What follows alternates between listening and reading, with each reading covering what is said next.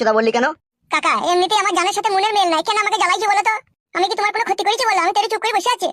আরে বাপ শোনা আমার, আমি তো তোকে জিজ্ঞেস করলাম, তা তুই খেপা চোদা বলি ভুল করলি না বাপ? আব্বা গো, মুখ দিয়ে বেরিয়ে গেছে, তুমি আমাকে মাফ করো, যাও তুমি এবার এখান থেকে। তুই আমাকে কি বলে ডাকলি আব্বা? ভেতরটা জুড়িয়ে গেল বাপ, নিজের ছেলে কোনোদিন আব্বা বলে ডাকেনি রে, আর তুই আমাকে আব্বা বলে ডেকে ফেললি। মনে ঠিক নাই আমার। কি হয়েছে কি রে বাপ শোনা আমার? সে যা আমার জীবনে ঘটেছে, সে মুখ দিয়ে উচ্চারণ করা আর বিষ পান করা এক সমান।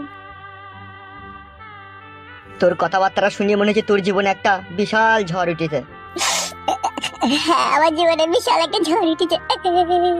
কাঁদছিস কেন বাপ শোনা আমার? কি আর করবো আব্বা, কান্না ছাড়া তো আমার আর কোনো উপায় নাই। এত বড় এই দুনিয়াতে আমার কেউ নাই বাড়া, আমি একাই। চুপ কর বাপ চুপ কর, কাঁদি না, তোর কান্না দেখে আমারও বুকের ভিতরে যন্ত্রণা শুরু হয়ে গেছে।